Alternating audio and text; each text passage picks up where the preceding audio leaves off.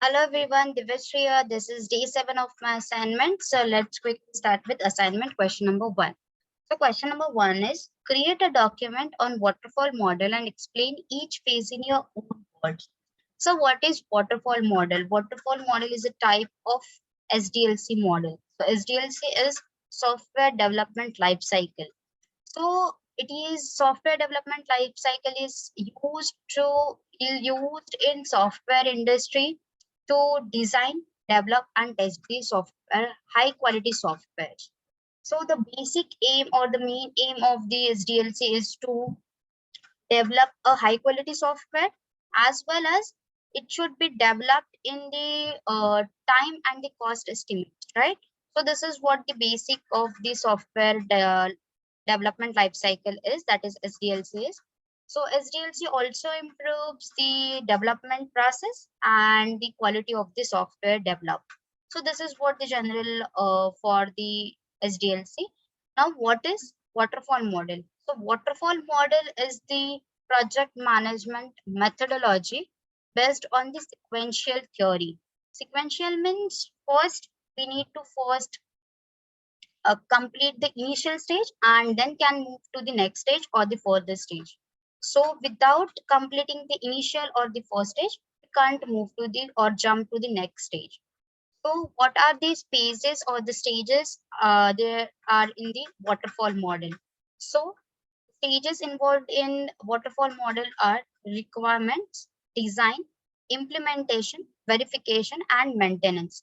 So what is requirement? So the requirements means the basic concept or the idea of the client, what of what actual they want to do is. So this is what the requirement part, where the project management manager or the business analyst held a meeting with the experts, clients, and the other team members to gather the requirements regarding the particular product to be built or the software to be built here. So here they discuss the points like what is the need of the software, what problems are going to solve by using this software, and what will be the functionality of this software, right? So this kind of discussion and this kind of requirement gathering is there in this particular phase. After requirement gathering, they move to the second stage, that is designing stage, that is design. So designing consists of two uh, parts or the two categories, logical design and the physical design. So logical design means the data flow of the software. How will be the data flow of that particular software will be. So what will be the input for the software and what will be their respective outcomes. So this is what the part of logical designing is. And the hardware or the physical design means the hardware part, which will support the logical functionalities to work efficiently. So this is what the designing part.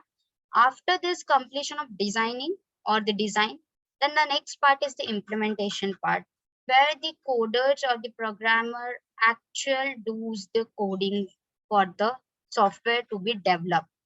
So this is what the implementation part, where coder or the developer writes code for the software. Now after writing the after writing the code, then the role comes for the tester. So here the tester tests the code or test the software, which test the software is the software actually meeting the client requirement or not. The tester will test that. So the group of tester will test that, and after testing it will be deployed to the client. So now the maintenance part, after deployment there will be the maintenance part. So what is maintenance? In the maintenance part, the client will give feedback to you on the developed software. And if any problem occurs after the deployment of the product, then it will be solved or supported by the maintenance team. So this is what the general structure of waterfall model is. Now moving to the next question. Create a document on V model and explain each phase in your own words. So what is V model? V model is a combination of verification and validation. So the left side is of verification phase and the right side is of the validation phase, right? So verification means, are we building the right product? And the validation means, is the product developed is right one? So this is the basic difference between verification and validation. So the first stage of verification is business requirement specification. Here the name itself suggests that it here here we can have a detailed specification for the product to be built. So this is what this business requirement specification is. The detail of the particular product to be built, and parallelly the tester will write test cases for the acceptance testing. So the next stage is system requirement specification. In this phase, we will plan for the programming languages which can be suitable for the building of the new application or the new software, right? So in system requirement specification, we plan for the programming languages like Java, Angular, React, whatever the languages we can, which is suitable for the product to be developed. So, and parallelly, the tester will plan for the system integration testing and write test cases for that, for the same system integration testing. The next is high level design. The next phase is high level design. High level design means it is basically a block diagram, right? It is a block diagram which on which the product to be developed, right? That is the high level design of that particular product.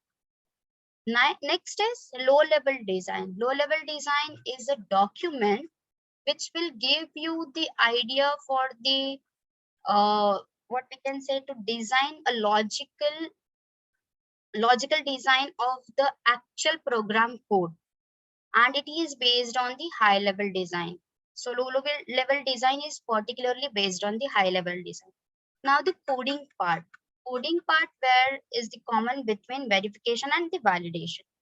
So coding part means that the developer actually write the code or develops the software here in this particular phase. So this is what the coding part. The actual during the execution of this code, the actual testing starts from the unit testing, right? So what is unit testing? Unit testing is the low level testing or the code level testing, right? Where we can eliminate bugs at an early stage. So it is a code level testing. Unit testing is a code level testing. Now component testing. Here the functionality of the component is to be checked. Here each and every parameter or each and every functions of the component is thoroughly checked in the component testing. So suppose a product or the software is having three components. So each component will be tested separately. That is what the component testing. Each function of each component functionality is tested separately in the component testing. Now after the component testing is done, then it is will go to system integration testing. So here, as I discussed before, there are, if suppose for example, there are three modules in a product. So system integration testing, what will happen? Three of the module will be integrated together and then we'll test that. So this is what the system integration testing is. And the acceptance testing. Acceptance testing is the testing for the whole software, where the entire software is tested, and also it is tested in the user environment. So basically it is like if it is working properly in user environment or not, and it also ensures that it is compatible with the other systems that are there in the user environment. So this is what the acceptance testing is and the total structure of V model is. Now moving to the last and third question, that is, create a detailed document on agile methodology and explain the process in own words in 5 minutes. So what is agile methodology? Agile methodology is the combination of iterative plus incremental model, right? So here what is the here the requirements are the user stories. Here we prioritize the requirements or the features to be deployed earlier. We prioritize it according to the product owner, which we actually discussed in the meeting. So the what we can say, the